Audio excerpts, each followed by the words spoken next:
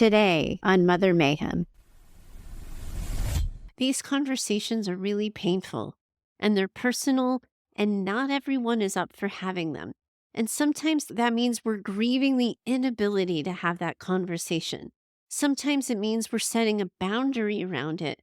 Often, though, we're just all trying to find our way and our truth while living in that incredibly messy middle that we sometimes find ourselves in.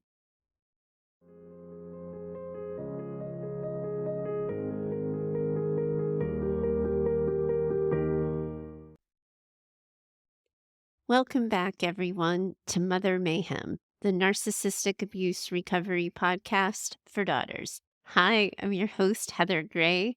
Thanks to a listener question from one very brave and vulnerable Debbie, I am tackling an issue a lot of you have probably been wondering by now. And that question is, what now? Now that you know your mom is narcissistic or has narcissistic tendencies or is otherwise emotionally limited, what do you do now? How do you have a relationship with your mom? How do you set boundaries going forward? Debbie asks a bunch of family questions too in her email, and I tackled all of them. It's going to be a little bit of a long episode, so do settle in. And as we talk together, I just want to offer another gentle reminder that as we have this conversation, conversations like this, they bring up all kinds of feelings and reactions for you, the listener. And I'm not always going to know what conversation spurs on which reactions or feelings for you, or what points that I make will be harder for you to hear than other points. So I really need you to do a gut check with yourself. And I want you, not just now, but throughout this episode or any episode you listen to me in the future, I want you to remind yourself that even though I might go on and on about a point, you don't have to listen in any one particular sitting. You can slow these conversations down for yourself. You can take a break. You always get to say when, you always get to say where, and you always get to say stop.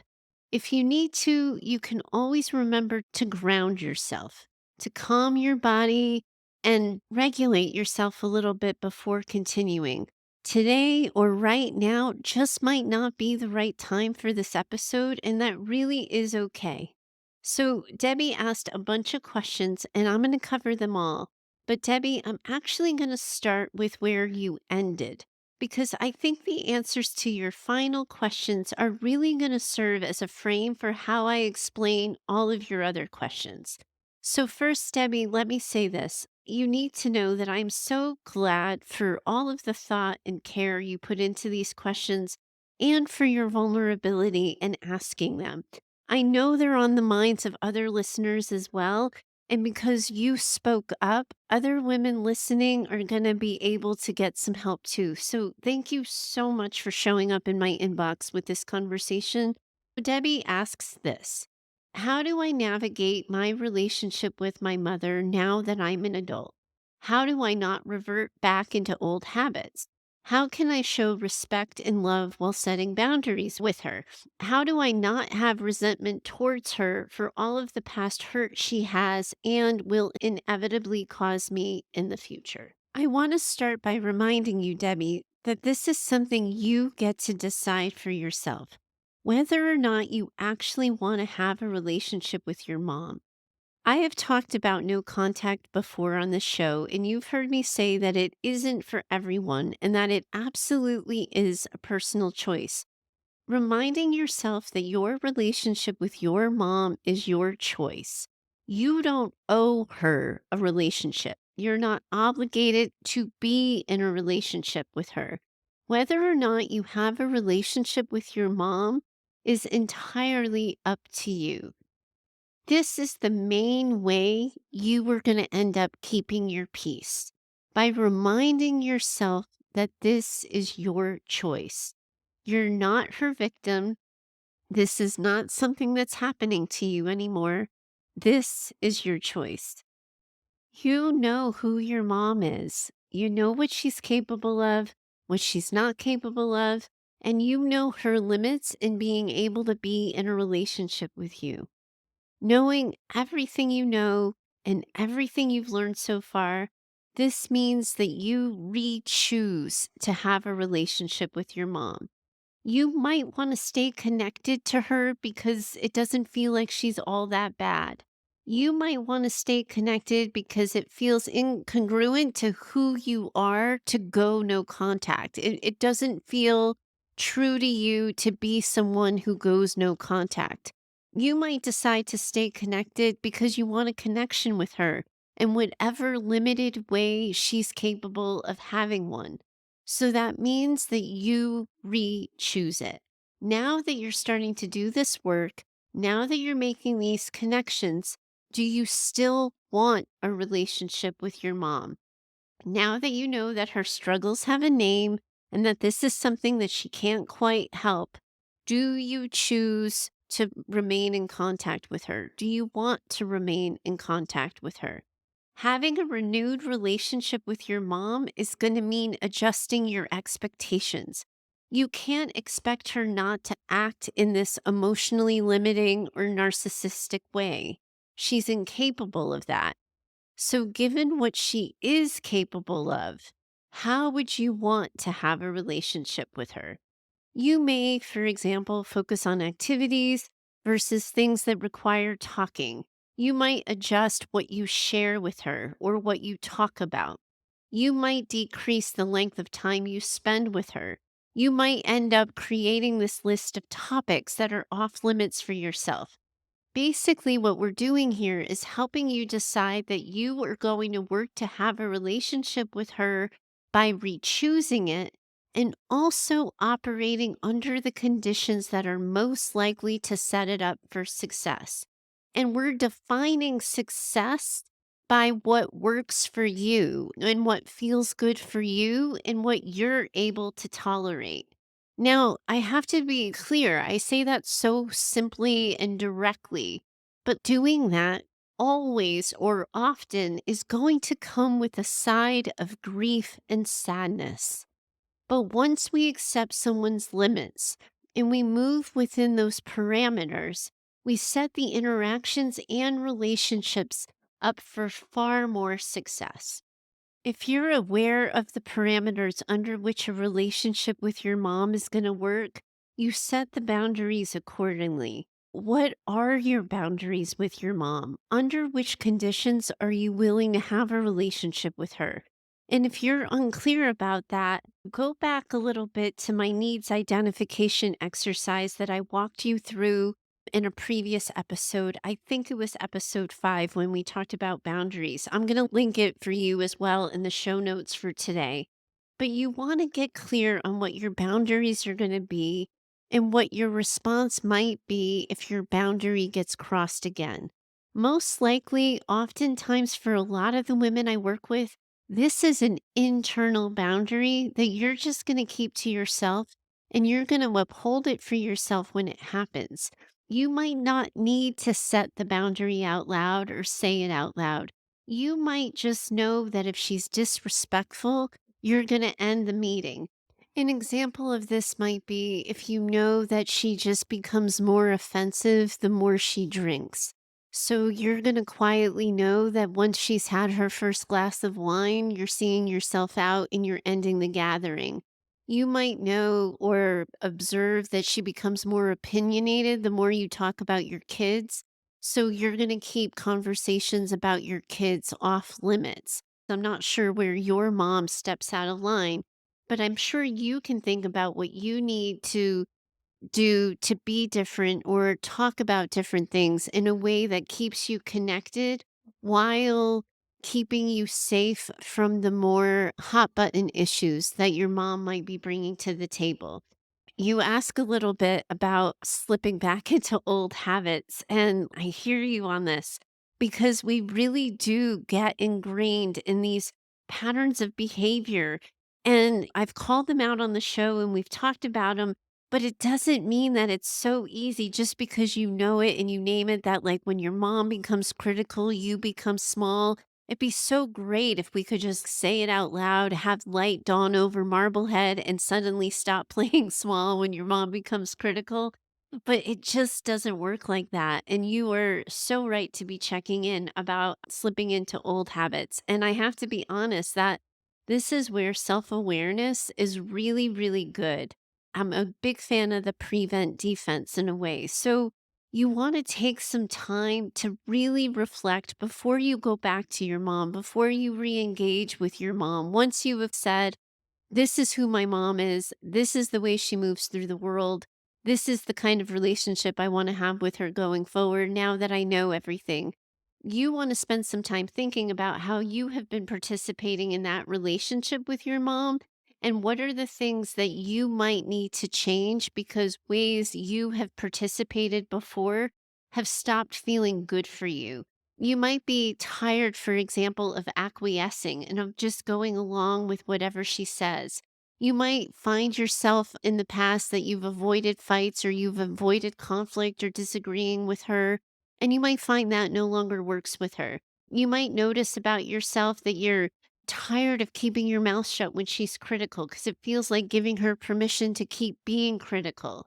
Whatever part of you that shows up in a way that you're not happy with and that you want to change, you want to make note of that. And it might be something like when my mom criticizes my parenting, I'm going to ask her to stop and I'm going to let her know that I would rather her not comment on how I'm raising my kids. You might have a few of those examples, but each day you're reminding yourself, I am no longer willing to hear parenting advice that I didn't ask for from my mother. You are reiterating that for yourself as if you were quitting anything. Because you aren't just quitting this behavior when you're seeing your mom. You're quitting this anytime someone acts towards you or your family in a way that's unacceptable. And you want to be affirming for yourself the things that you're working on and the things that you're no longer tolerating and the things that you're no longer welcoming into your life so that when they pop up in the company of your mother, you're more attuned to A, notice them right away, and B, be prompted to the promise you made yourself. Self awareness isn't just ahead of time or in the moment. It's also a really good idea, Debbie, that after you see her, you want to do a check in with yourself. Was I consistent with my boundaries? Did I interrupt the pattern of behavior that wasn't working for me anymore? Was there anything that I let slide that I really wish in hindsight I hadn't let it slide? We're always going to be works in progress. But if we start working on sticking to the promises we make to ourselves by reminding ourselves of what it feels like when a boundary gets crossed and we don't say something. Because when that happens, that's our conscience talking and saying that we moved left or right of our own center and that we need to realign and that we need to readjust next time will affirm for us who we want to be, how we want to move through the world, and what we're willing to tolerate in the future. You asked too, Debbie, about showing her love and respect. And it's important in this conversation that you remember that you are deciding for yourself what measurement or benchmark for loving and respecting your mom is. You are holding that measuring stick by how much you are willing to give, share, or support. You're deciding how you love her, and you are making the decision by knowing your own limits. She may never think you love her enough, or that you're doing enough, or that you're showing her enough appreciation. So you're thinking about what loving your mom looks like for you, and that is the standard you're holding yourself to. Letting go of the resentment, you asked about that, and I have to tell you, that's pretty hard. And I think we do that by working on acceptance. And as soon as I say the word acceptance, women I'm working with sometimes can be so quickly offended by that notion. So let's get something clear right away for you and everyone listening. I am not suggesting that any of you have to ever say, ever, that it is okay that your mom hurt you, failed you, or traumatized you in the ways that she did. That is simply never going to be okay. Okay sort of implies permission sometimes, as if given the opportunity, you would have given permission to your mom to be the way she is. Rather, instead of thinking about it like that, I want you to think about working on accepting that she is the way she is, that she has this diagnosis, or she has this emotional limitation, or she has this struggle. So, as a result of her own biology, her own genetics, her history, she failed to have a healthy relationship with herself. She developed an unhealthy sense of self. And with poor self esteem, she's only learned how to have relationships in this broken and dysfunctional way. This means that we're accepting that this is true about her. And we're working to acknowledge that given her limitations, you're going to adapt. And we accept that her limitations are true and we work on ways of living with it. And also, though, Debbie, like we give ourselves permission to grieve and be sad that this is true for you, that this is your story, and that you weren't born to a mom who had her shit together and that you deserved better. You give yourself permission to be sad about that so you can work with what you do have with her. It's wise of you to know, too, that by choosing to stay connected with her, she's going to hurt you again. And when that happens, you're going to do the same process I walked you through at the beginning. You are going to re choose whether or not you still want to have a relationship with her. So now that you know her history with you, and then this new thing that she might have done happens, do you still want a relationship with her? Or has your mind changed? You get back in the driver's seat by deciding for yourself whether or not you're continuing to choose to stay connected. Now, this is big and it's complicated. In some ways, in this conversation, I may have oversimplified it just for the sake of the show. But I want you to know that all of this work is work that takes time and thoughtful consideration. You have to get your reps in with all of this. Get used to thinking about your mom in this way and get used to thinking about your own relationship with your mom in this way. It's a lot, but there are a lot of women who are listening to this and they're in it with you too.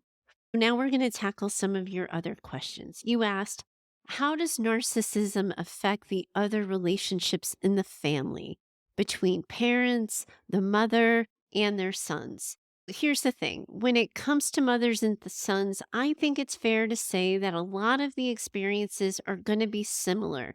But sons may interpret the experiences differently. They might internalize them differently. That means for them, they might create different narratives about themselves or their relationships with your mom than you did for yourself. And they may respond differently behaviorally. So, your brothers, just like all of you, may have experienced your mom as exacting or critical with these impossible to meet standards. They may also feel like your mom was a little bit overly enmeshed in their lives, like they never were able to get away or have any privacy. Very likely, your brothers were neglected and emotionally manipulated just as much as you were. But remember what I've said before about narcissists. They aren't just narcissists with you, they're narcissists with everyone.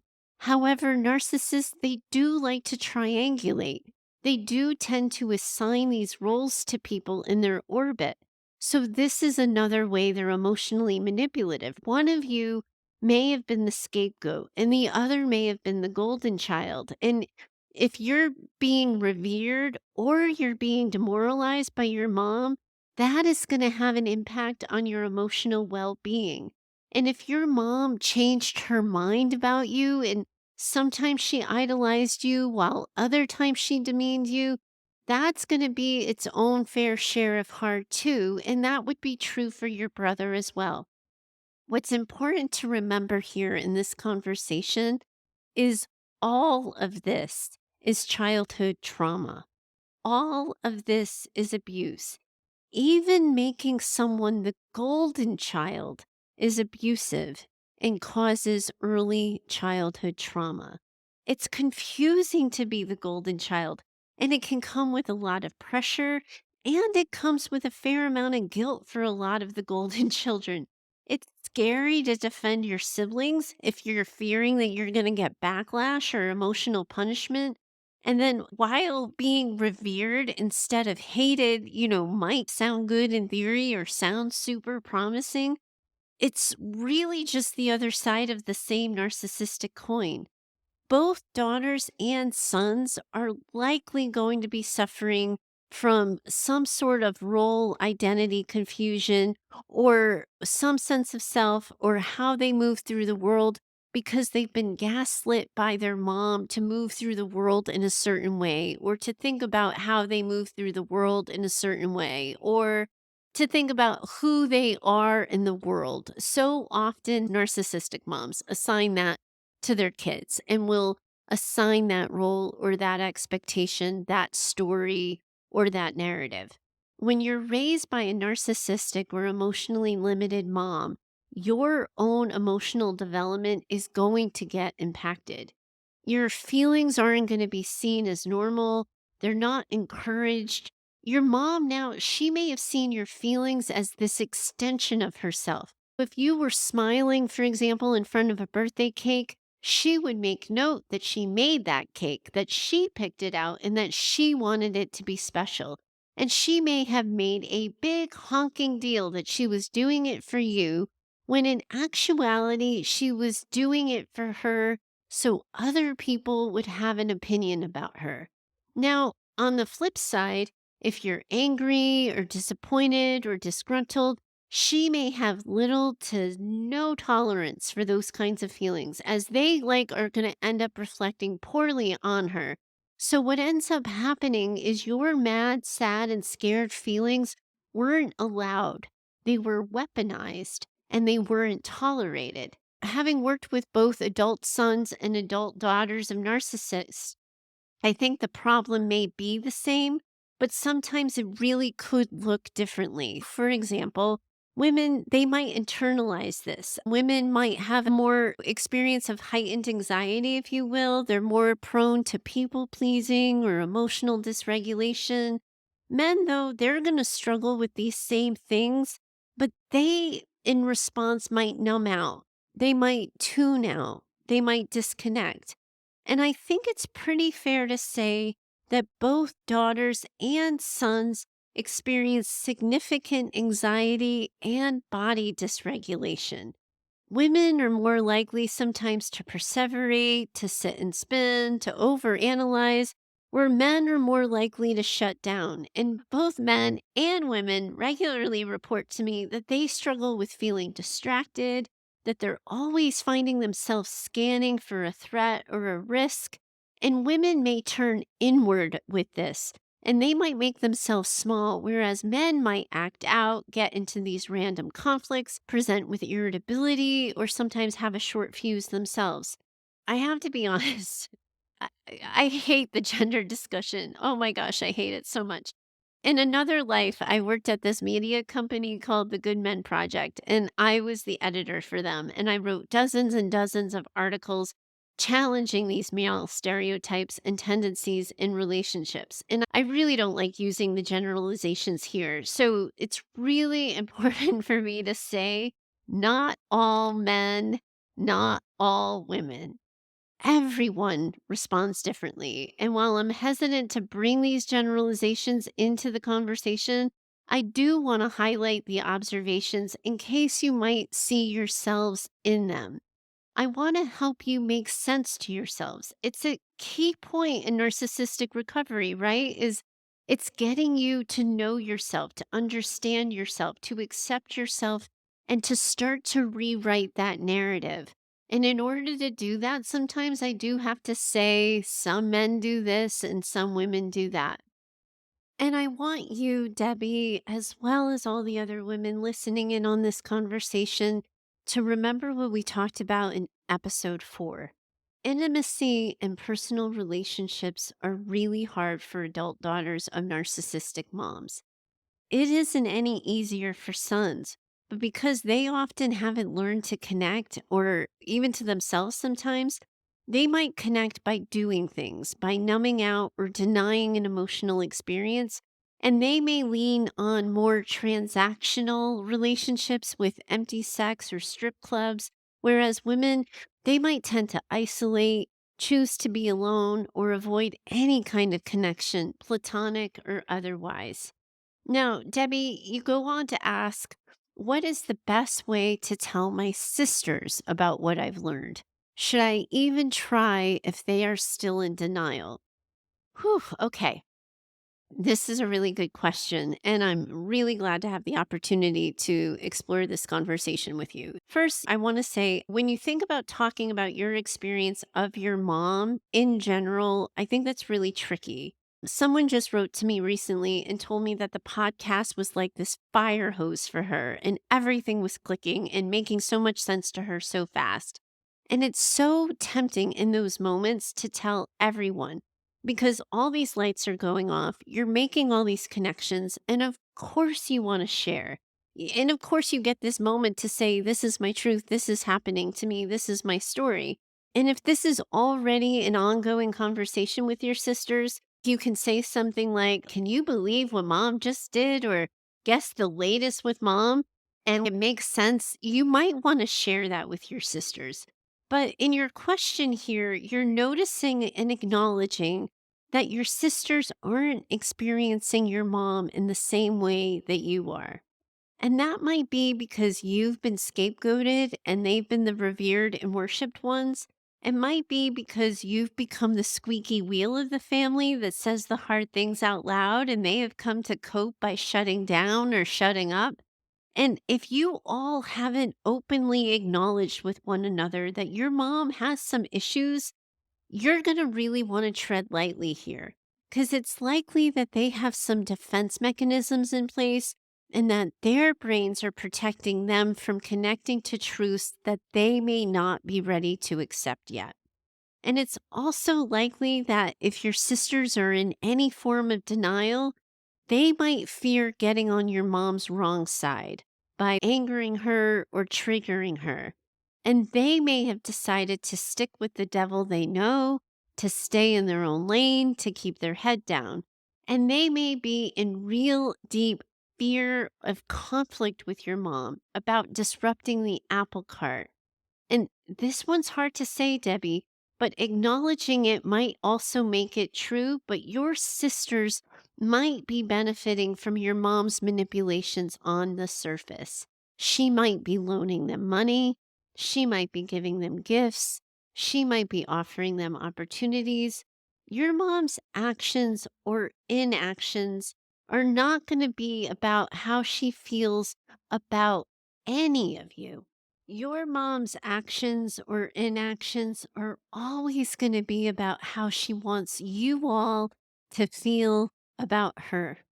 So she might be trying to triangulate you or create divisiveness, and your mom might thrive off of keeping all of you separate from each other. And she's likely going to do this in these subtle ways. So it might not even be denial for your sisters. They just may not yet connect to what they are feeling and experiencing about your mom. And remember what we said recently about covertly narcissistic moms. Those mothers in particular, their machinations are really subtle. So you might experience your mom as having a shift in energy. You might notice that there's nothing you can see or overtly point out, but you can feel it. Your sisters might not be able to feel it. So I would tread really carefully and lightly in talking to your sisters about any of this. You're also going to want to feel more steadfast and solid in your own truth. Because if your sisters have in some way become extensions of your mom, they might act like her soldiers and tell her what you've said. And you need to prepare yourself for that. Narcissists are only predictable in their wildly unpredictable ways. So you have to make sure you're taking care of yourself first. And then if you do feel ready, something you might want to consider saying is something like this. You might say to one of your sisters, I've been having a hard time lately. I noticed that I am X, Y, or Z. And this is where you would describe your struggles or experiences. And then you might continue on by adding, and I've started to make some connections to all of this. I didn't really realize that all of this has a name, but I think mom might be narcissistic. I started listening to this podcast that talked about it, and she said something like A, B, and C. And I realized that that sounded a lot like mom and how I felt being raised by her. And I've been struggling with D, E, and F my entire adult life, and I didn't really get it. But pieces are starting to come together. And I'm learning that we all experience these things so differently. So this might not feel true for you, but it feels true for me. So I thought I would share. Now, Debbie, if they push back, if they mock you, if they question you, if they judge you, don't push the issue. I would just say, again, yeah, you're right. I know that we all experience these things differently. It's okay that we didn't have the same experience. I just thought I would share mine. If they continue to push or they continue to meet you with overt resistance, that's when I would get a hard stop on the conversation and protect yourself. And I would just say, I get it. Not true for you, still true for me, but let's not hash this out. I don't want to tell you that your experience isn't true, and I would hate for you to do that to me. These conversations are really painful and they're personal, and not everyone is up for having them. And sometimes that means we're grieving the inability to have that conversation. Sometimes it means we're setting a boundary around it. Often, though, we're just all trying to find our way and our truth while living in that incredibly messy middle that we sometimes find ourselves in. Gosh, Debbie, your questions are not for the faint of heart here. Your next question is really very brave, too. I have so much respect for you asking it. Debbie asks, how does trauma affect people through generations? And how can I stop the cycle? Okay. So, Debbie, first, generational trauma is most certainly a thing, and you are already curbing it by increasing your awareness of its existence, by paying attention to your own actions and committing to not passing down that dysfunction. That's already going to do a lot to curb the effects of generational trauma. But the quote is true, too. Those who don't pay attention to history are doomed to repeat it. So here's the Cliff Notes version of generational trauma and what it can sometimes look in like in families. The way our stories affect us will affect how we raise our kids, but oftentimes it can go in either direction. If our moms were really fearful and scared, we might internalize that and we might become fearful ourselves and pass that on to our kids. Or we might experience that constant agitation and make a commitment that our kids are never going to be raised that way. And we might reactively swing that pendulum in the exact opposite direction in this misaligned attempt to overcompensate. So, what we're doing when we're talking about generational trauma here is we're essentially talking about how the emotional and psychological wounds of our upbringing are passed down to our kids and others in the younger generations. We might be talking about behaviors, patterns in how we act, emotional struggles, or coping mechanisms. And the best way to interrupt the generational pattern is with your own work and your own healing. When you start to rewrite your narrative, when you start to learn to calm your own body and learn to love and accept yourself, you are learning to help your kids do that for themselves as well. You also want to focus on your truth and what you wish your mom did for you, and you work to implement those values into your own life. So, if your home felt wildly unpredictable, you might want to focus on order, consistency, and structure. It's likely that you're going to take a while to find your balance with that. You might be tempted to go all or nothing, But with practice, I do think you can find your own sense of what works for you in your own harmony. You might find, for example, that you value clear communication about your feelings or acceptance of your feelings. So you might find that you work with your kids on learning to name their feelings and identify ways of coping with them. Finding that balance is often the hardest thing for some of my clients. So you're going to want to check in with yourself regularly about how you're feeling, what you think you might need, how you want to move through the world. And then you check in with yourself about how you're doing, what feels good, what's working, what isn't. And then you adjust accordingly. And this last part of it, it's the hardest, is you have to give careful and thoughtful consideration to how much or if any contact your kids are going to have with your mom. Narcissistic moms tend to weaponize their relationships with their grandkids. Narcissistic grandmothers, they may make their grandchildren all golden grandchildren. They may make those kids their confidants. She might share inappropriate information with them. She might pit them against you. There's just no telling how your mom is going to be with your kids. There's a whole host of ways that she may work to manipulate them or to pull their strings. But I got to be honest with you, it's really my observation that narcissistic moms tend to use grandkids as a way to manipulate you, the daughter.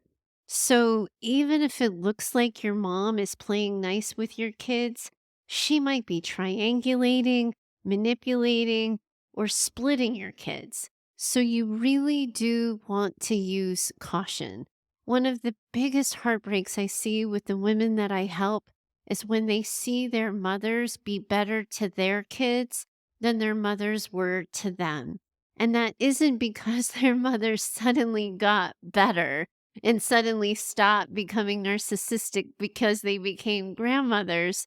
Treating the grandkids better than the daughter is just another way that your mom pulls on your strings. And so you just really, this is hard to say, guys, but I have to tell you, you just have to use caution. And you might feel badly about the idea of taking them away from their grandmother. And you might fear that they'll end up choosing their grandmother over you. But you have to remember what I said.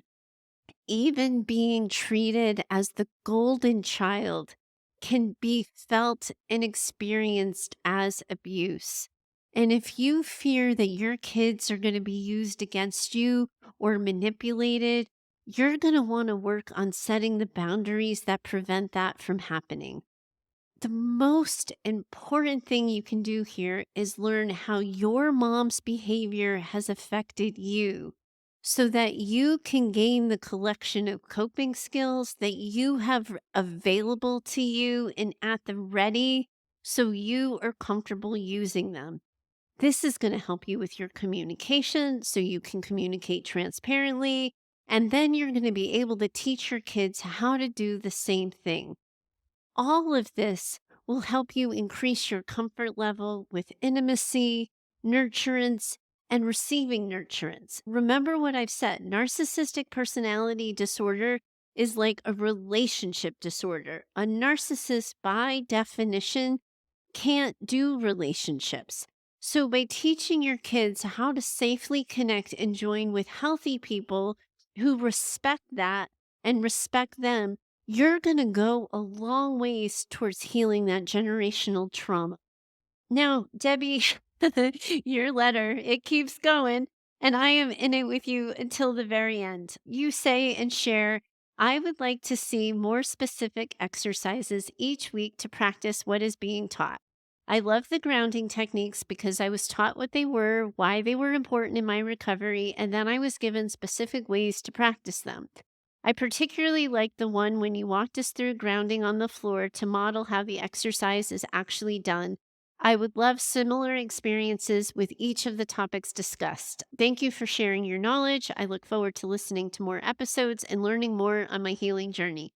Okay, Debbie, I will be doing my best to do right by you in this. And I think that the best thing I can do today is actually to just include a link to all of the material that I have created for the show so far. These are some of the things that I have used in earlier episodes. At some point down the line, I'm going to collate them in some way or organize them into a larger document for you. Right now, I'm working to actually get all of these documents onto my website. So it's like a one stop shop to see everything I've created all in one place. But one of the things that you're going to see is my slow and steady strategies document. And it's my hope that this is a document in particular as we continue the show that is going to stay living and breathing. And I am going to be adding to it as I talk about skills or include other skills. And that will hopefully be something that we continue to all work on together. Debbie, thank you so much for taking what I'm doing so seriously, to take what you're doing so seriously. The thought you put into these questions really is going to help a lot of women. I really, truly believe that. You are managing a lot and you're considering a lot, and you have a whole community of women who are in this with you. Thank you so very much for joining me today. Thank you, all of you. We have another Q&A next week, and woo, that one's a doozy too. Next week, we're hearing from our very own Golden Girls. I told you I like pop culture. So, Dorothy, Blanche, and Rose, please tell me I am not the only one who finds comfort in watching old episodes of The Golden Girls. I've got 3 listener questions from women whose fathers have enabled their narcissistic mothers, who have taken their mom's side and have further ostracized them from the family. And this only compounds the trauma that they're managing. And I know that this is a trauma and a story that a lot of you listening along with are also all too familiar with. So it's my hope that I'm going to be offering these women insight, perspective, and direction for healing. I hope that you really are all starting to see that you're truly all in this together, and I am in it with you. Thank you so much for your time today. Thank you, Debbie. And I will be talking to all of you next time. Bye for now. I'm so grateful that you're here. You're right where you're supposed to be. At its heart, I'm hoping to use this show to build a community of women working together to heal from childhoods marked by maternal narcissism and emotional neglect. My goal for Mother Mayhem is that this show becomes an advice and mentoring driven show where you share your questions, struggles, and stories, and I offer you direction for healing and recovery. That can't happen without your contributions. I invite you to send a recorded voice memo or write in an email with your questions and things you're struggling with. You can always find me over at heather@daughtersnpd.com. To connect further, I invite you to find me over at Instagram and occasionally on TikTok at DaughtersNPD. If you know another woman who needs this conversation in her life, I'm going to ask that you share the show with her. You can help me get the word out with your reviews and social shares of the show, and I hope you'll consider doing so. Special thanks to Heather Clark for editing this show. She's in my head and knows what I meant to say when the words come out backwards. Thanks for your time today. I'm always in it with you. Bye for now.